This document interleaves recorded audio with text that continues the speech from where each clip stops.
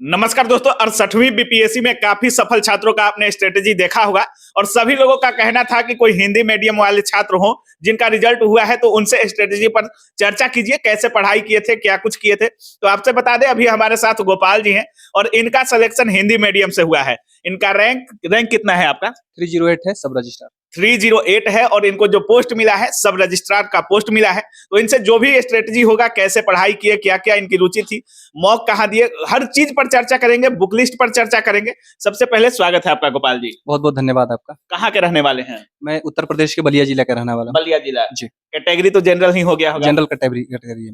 अच्छा, पढ़ाई जब सोचे होंगे कि हमको अधिकारी, शुरुआत में सोचे थे कि हमको अधिकारी बनेंगे? नहीं, शुरुआत में मैंने नहीं सोचा था। शुरुआत में तो मैं डॉक्टर बनने के लिए सोच रहा था। अच्छा। उसके लिए मैंने प्रिपरेशन भी करी थी। हाँ। 12th के बाद मैंने AIPMT का एग्जाम भी निकाला। अच्छा। उसमें मुझे डेंटल कॉलेज मिला, बट मैं उससे भी मतलब MBBS करने के लिए सोच रहा था। बट मुझे बाय फॉल्ट पता चला कि मैं चूंकि अपर लिम्ब से हैंडीकैप्ट हूँ, तो मैं डॉक्टर नहीं बन सकता हूँ। अच्छा, हैंडीकैप है इसलिए डॉक्टर नहीं बन पाया। नहीं बन सकता। वो जो मलाल था एक अधिकारी बनने के बाद तो पूरा हो गया होगा। जी, उसके बाद मैंने थोड़ी निराशा हुई, लेकिन मैंने भी ठान लिया कि अगर आप ईश्वर ने, प्रकृति ने मुझे चुनौती दी है, तो मैं उन चुनौतियों का सामना करूंगा और इस चुनौती को एक अवसर के रूप में बदल के मानूंगा और कुछ बड़ा करूंगा। और आपने किया भी। शुरुआत कैसे हुई? एक अधिकारी बनने की शुरुआत जो थी कहाँ से हुई और कैसे हुई? उस इंसिडेंट के बाद मैंने तय किया, उसके बाद मैं इलाहाबाद गया और वहाँ मैंने प्रिपरेशन करनी शुरू कर दी। अच्छा। और वहाँ मुझे श्री जितेंद्र श्रीवास्तव सर का गाइडेंस मिला, जो पॉलिटिकल साइंस के टीचर थे। बहुत ही अच्छा गाइडेंस मुझे मिला वहाँ से, और वहाँ से फिर मैंने कुछ सेल्फ स्टडी भी करनी शुरू की और फिर लगातार मैंने 64th BPSC से एग्जाम देना शुरू किया 2018 से। पहले कौन सा अटेम्प्ट था जो जिसमें रिजल्ट हुआ है 68 में? ये कौन सा अटेम्प्ट था आपका? ये मेरा 5वां अटेम्प्ट था। 5वां अटेम्प्ट जी।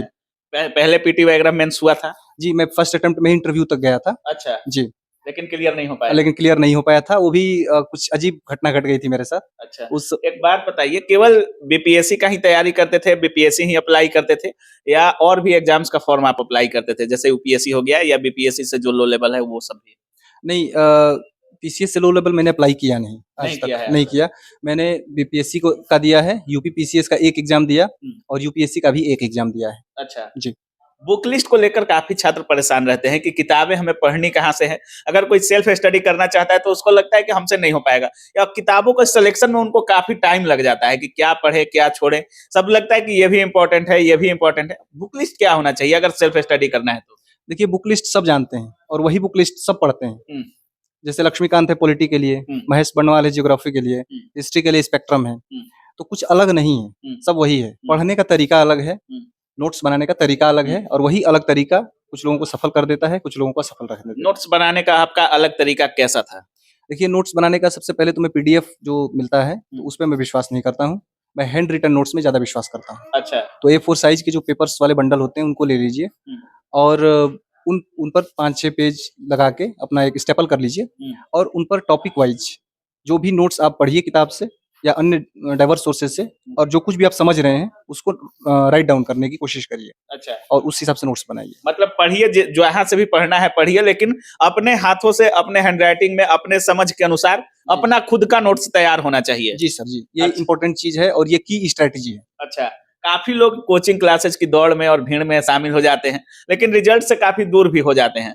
और काफी लोग अच्छे कोचिंग में जाते हैं। देखिए, कोचिंग तो कोई खराब होता नहीं है, टीचर कैसा पढ़ा रहे हैं, आपको कितना समझ में आ रहा है, नहीं आ रहा है। आपने कोचिंग क्लासेस लिया कि नहीं लिया? नहीं, कोई फॉर्मल कोचिंग मैंने नहीं ली। कोई कोचिंग नहीं सर, फॉर्मल कोचिंग मैंने नहीं ली। जितेंद्र श्रीवास्तव सर का गाइडेंस मुझे मिला। अच्छा, टेस्ट सीरीज के लिए क्या बोलिएगा, क्योंकि आज के जो भी छात्र तैयारी करते हैं उनका थोड़ा बहुत अच्छा हो जाता है फाउंडेशन। BPSC लेकर के आया है शिक्षक भर्ती फेज 3, जिसकी परीक्षा होने वाली है 24 अगस्त 2024 को। हम लेकर के आए हैं आपके लिए एक्सक्लूसिव विजय 3.0 बैच, सिर्फ और सिर्फ ऑफर प्राइस में 999 रुपए के अंदर में। पूरा का पूरा NCERT क्लास 6 से लेकर के क्लास 12 तक टीचर ही आपको क्लास में पढ़ाएंगे और सफलता के मंजिल तक पहुंचाएंगे। इस बैच के अंदर में आपको मिलने वाला है ढेर सारा लाइव क्लास, लाइव छूट जाए तो recorded class, chapter wise notes जिसे आप डाउनलोड करके प्रिंट निकाल सकते हैं, टॉपिक वाइज MCQs और 15 टेस्ट सीरीज भी। इस बैच में आपको सभी विषय पढ़ाए जाएंगे हमारे साथ, क्योंकि हमने भी ठाना है बिहार के प्रत्येक विद्यालय में अपने छात्रों को शिक्षक बनाना है। जय हिंद दोस्तों। थोड़ा बहुत अच्छा सा सेल्फ स्टडी भी कर लेते हैं तो टेस्ट देकर खुद को आंकना चाहते हैं कि हमारा कितना आ रहा है, कितना नहीं आ रहा है। आपने किया कि नहीं? देखिए, मैंने भी टेस्ट दिया कई सारी कोचिंग संस्थानों में ऑनलाइन माध्यम से। मैंने टेस्ट सीरीज ज्वाइन की और इसके अलावा जो मार्केट में मैगजीन्स वगैरह मिलती हैं तो उसमें भी प्रैक्टिस सेट करके आता है, तो वो भी लेके प्रीलिम्स के लिए और मैंने प्रैक्टिस सेट दिया, उसमें कोशिश किया, लेकिन कभी मैं डिपेंडेंट नहीं रहा कि नहीं जो टेस्ट सीरीज में है वही आएगा, ऐसा नहीं था। मैं सिर्फ ये आंकना चाहता था कि मैं उस स्तर को छू पा रहा हूँ कि नहीं छू पा रहा हूँ। अच्छा, हाँ, बस। अच्छे स्कोर आते थे बीपीएससी एग्जाम्स में बैठने से पहले? टेस्ट सीरीज में नहीं, बहुत अच्छे तो नहीं आते थे। अच्छा, हाँ जी, एवरेज आते था। एवरेज आते थे और कभी-कभी इसीलिए मैं कह रहा हूँ कि बहुत सावधानी रखिए सिलेक्शन में, अच्छा, क्योंकि कई बार कई सारे कोचिंग्स के मैगजीन्स जो होते हैं वो प्रैक्टिस सेट निकालते हैं और आप उसको करेंगे तो इतने कम मार्क्स आपको आ जाएंगे, मतलब बिल्कुल, बिल्कुल। फालतू के क्वेश्चन वो डाल देते हैं। मतलब जो सिलेबस के अनुसार है उसी को करना हाँ, है। उसी को करना है, नहीं तो अच्छा। अगर सिलेबस के अनुसार आप नहीं करेंगे तो आप डिप्रेस हो जाएंगे और फिर आपकी तैयारी गड़बड़ होगी। काफी सारे छात्र ऐसे भी होते हैं जो पीटी तक, लूसेंट, एसपीडी इन सब बुक्स को भी फॉलो करते हैं। जी। लूसेंट वगैरह या एनसीईआरटी को ज्यादा अभी फॉलो किया जा रहा है। आपने इन सब किताबों को फॉलो किया? देखिए, पीटी और मेंस की कोई अलग तैयारी नहीं होती है, पहले तो ये समझिए। कुछ लोग होते हैं जो पीटी के लिए अलग पढ़ते हैं, मेंस के लिए अलग पढ़ते हैं। पीटी हो जाएगा तो मेंस की तैयारी हाँ, करेंगे। नहीं, ये बिल्कुल गलत स्ट्रेटजी है। आपको जब भी पढ़ना है, पीटी, मेंस और इंटरव्यू तीनों के लिए एक साथ पढ़ना है। ओवरऑल आप पढ़िए, होलिस्टिक डेवलपमेंट पे विश्वास रखिए। तो जैसे कि आप कंसेप्ट अगर किसी चीज का समझ रहे हैं, बाय द वे मान लीजिए कि आपने मानसून का कंसेप्ट समझा, तो उसमें ऑटोमेटिकली जो फैक्ट हैं उससे रिलेटेड वो ऑटोमेटिक आपको याद हो जाएंगे, आप समझ जाइएगा। तो उसमें आपका पीटी भी तैयार हो जाएगा, मेंस भी तैयार हो जाएगा। अच्छा, तो आपको रटने से भी मुक्ति मिल जाएगी और आपका मेंस भी तैयार हो जाएगा। मतलब कुछ भी पढ़ना है तो डीपली पढ़ना है और ऐसा पढ़ना है कि वन लाइनर आए या लिखना पड़े, कुछ भी हो तो उस टॉपिक से छूटे नहीं। जी, जी, जी। होलिस्टिक आप अप्रोच रखिए पढ़ाई का, अच्छा। एक-एक करके नहीं, या प्री के लिए अलग पढ़ें, मेंस के लिए अलग पढ़ें, ऐसी तैयारी नहीं होती है। अच्छा, कितने घंटे पढ़ाई करते थे? ऑन एवरेज 7 घंटे के आसपास, 7-8 7 घंटे। घंटे? हाँ। कोचिंग क्लास छोड़ के? नहीं, सब मिला-जुला के। सब मिला-जुला कर? जी। मतलब मात्र 6-7 घंटा पढ़कर आप अधिकारी बन गए हैं अभी। जी। लेकिन काफ़ी छात्र कहते हैं कि जब उनका सिलेक्शन होता है या काफ़ी छात्रों का मानना होता है कि 10 घंटा, 12 घंटा या अगर आपको बीपीएससी अधिकारी बनना है तो 15-16 घंटा, कुछ लोग बोलते हैं कि हम 16 घंटा पढ़ते ही रहते थे। नहीं, नहीं, ऐसा पॉसिबल नहीं होता है कि कोई इंसान 16 घंटा पढ़ सकता है, ऐसा होता नहीं है। पढ़ाई स्मार्ट स्टडी करिए, जितना आप सक्षम हैं, जितनी क्षमता है आपकी, उतनी ही पढ़िए, लेकिन मज़े से पढ़िए, डाइवर्सिटी के साथ पढ़िए, पढ़ाई को बोझिल मत होने दीजिए। अच्छा, आनंद से। काफ़ी छात्रों का पीटी तक काफ़ी अच्छा रहता है, लेकिन मेंस के आंसर राइटिंग में वो फँस जाते हैं और समझ में नहीं आता है कि आंसर राइटिंग में जो पॉइंट्स देने होते हैं या कुछ ग्राफ्स बनाने होते हैं, किस तरह से आंसर राइटिंग करना चाहिए, इस पर थोड़ा फोकस कर दीजिए। देखिए, मैं इसको वॉर स्ट्रैटेजी के तौर पे लेता हूँ, युद्ध की रणनीति के तौर पे। अच्छा, मतलब मेंस की रणनीति युद्ध की रणनीति है। युद्ध की रणनीति इस परिप्रेक्ष्य में है, जैसे आप गोला बारूद, हथियार, तोप सब इकट्ठा करते हैं, तो वो प्रीलिम्स है, आपने सूचनाएं इकट्ठा कर ली। अच्छा, लेकिन उनको कब और कैसे चलाना है, उन ये मेंस हथियारों तय का करेगा। इस्तेमाल कब चलाना है और कैसे चलाना है और कितने हथियारों का इस्तेमाल करना है, ये स्ट्रेटजी आपकी अगर तैयार होगी तभी आप मेंस निकाल पाएंगे, क्योंकि मेंस का एरिया डाइवर्स है, डाइवर्सिफाइड है और उसमें आप विभिन्न माध्यम से सोर्सेज से आप सूचनाएं इकट्ठा करेंगे और अकॉर्डिंग टू क्वेश्चन अगर आप उन कंटेंट्स का यूज करते हैं तो आपको ज़्यादा नंबर मिलना ही मिलना है और वो कला जो है, वो स्किल जो है, वो आपको खुद ही सीखनी पड़ेगी, खुद ही डेवलप करनी पड़ेगी, कोई दूसरा आपको डेवलप नहीं कराएगा। अच्छा। जी। जब पीटी हो जाता है, मेंस हो जाता है, तो एक और चीज़ होता है जिसमें छात्रों को काफ़ी परेशानी भी होती है कभी-कभी। उनको लगता है मेरा होगा या हमको कम नंबर दे दिया जाएगा, हमको बोलने आएगा, नहीं आएगा। वो होता है इंटरव्यू।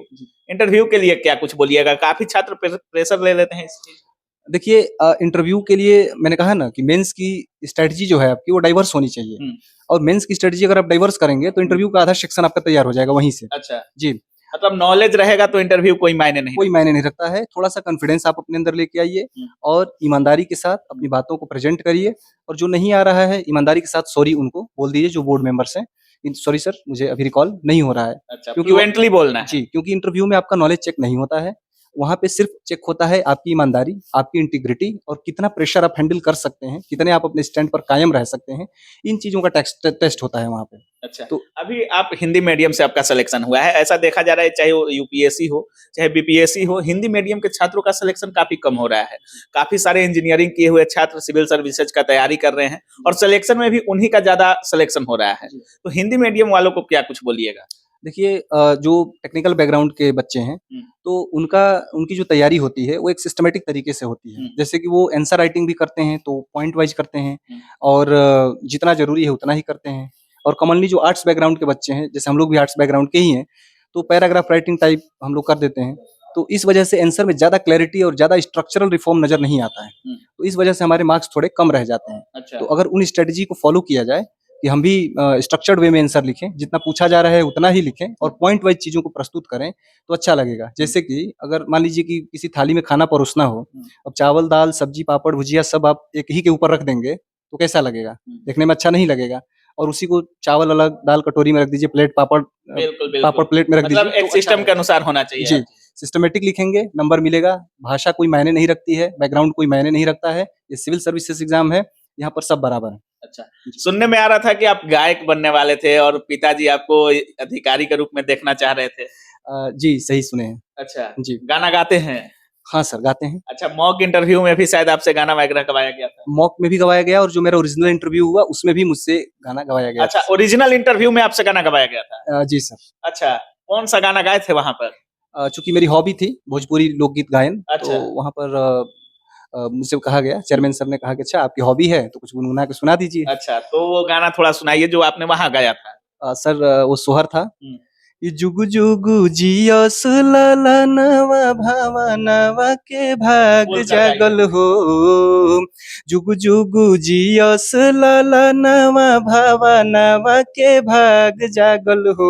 ए ललना लाल होई है कुलवा के दीपक मनवा में आस जागल हो। ए ललना लाल होई है कुलवा के दीपक मनवा में आस जागल हो। वाह, वाह। आजू के रतिया सोहावन दिनवा लुभावन हो। आजू के रतिया सोहावन दिनवा लुभावन हो। ए ललनाया मगोदिया होरिला जनमले भवनवा के भाग जागल हो। वाह! मतलब ये जो आपके था ये हॉबी था और बनना भी चाह रहे थे आप गायक। जी, जी। लेकिन पिताजी का डंडा हाँ, सही बात है। उन्होंने कह सकते हैं उन्हीं का डंडा था कि बोले कि नहीं इसमें कोई बेहतर स्कोप नहीं है। हाँ। चूँकि एक पिता कभी नहीं चाहता है कि मेरा बेटा भविष्य में परेशानियों से लड़े। और खासकर भोजपुरी में जाए। खासतौर भोजपुरी में, सही बात अच्छा। है। तो इस तरीके की स्थिति थी, तो उन्होंने कहा कि नहीं तुम स्टडी में अच्छे हो, अपना फोकस स्टडी में लगाओ। तो मैंने कहा मैं तो इसमें भी अच्छा हूँ। बिल्कुल, बिल्कुल। लास्ट में क्या कुछ बोलिएगा जो भी छात्र आपके वीडियो को देख रहे होंगे, जो भी हिंदी मीडियम के छात्र होंगे, उनसे क्या कुछ बोलिएगा? उनसे मैं यही कहूँगा कि आप सही स्ट्रैटेजी के साथ तैयारी करिए और अपनी गलतियों का ईमानदारी पूर्वक असेसमेंट करिए, ईमानदारी से। अच्छा। ईमानदारी का मतलब ये कि अगर आप गलत आप हैं, खुद अपने से संतुष्ट हो जाइए हाँ बिल्कुल। कि हमने किया है। अगर नहीं, सबसे पहली कड़ी तो ये है कि आपने अगर कोई गलती किया है तो पहले आप उसको स्वीकार करिए कि हाँ हमने गलती की है, और फिर उसको सुधार करिए, क्योंकि अगर स्वीकार ही नहीं करेंगे तो सुधार की संभावना कहाँ है। बिल्कुल। तो ईमानदारी के साथ अपने प्रति ईमानदार रहिए, मेहनत से काम करिए, स्ट्रेटजी के साथ, बेहतर रणनीति के साथ काम करिए। सफलता 100% आपकी कदम चूमेगी, ये एकदम गारंटेड है। चलिए, बहुत-बहुत धन्यवाद आपका। Thank you sir. बाकी आप देख रहे थे हमारे साथ अभी गोपाल जी थे और जिस तरह से इन्होंने सफलता पाई है, हिंदी मीडियम से सफलता पाई है। काफी छात्रों का कहना था कि हिंदी मीडियम वाले का इंटरव्यू लीजिए, तो पहले छात्र हमको मिले हैं जो हिंदी मीडियम से है। इंजीनियरिंग भी इन्होंने नहीं किया है, आर्ट्स के स्टूडेंट रहे हैं और काफी अच्छी स्ट्रेटेजी भी शेयर की है। यहाँ तक कि इन्होंने इंटरव्यू में गाना तक गाया था और सोहर गाया था। इनसे इंटरव्यूअर बोले कि गा कर सुनाइए, गुनगुनाइए, तो इन्होंने सोहर गाया था। और देख सकते हैं बिहार की जो मिट्टी है, बलिया, आरा और वो सोहर इनके कण कण में है। बाकी आप क्या कुछ सोच रहे हैं इस पूरे वीडियो के बारे में, अपनी राय कमेंट सेक्शन में जरूर रखिएगा। आप देख रहे थे काबिल न्यूज। जय हिंद।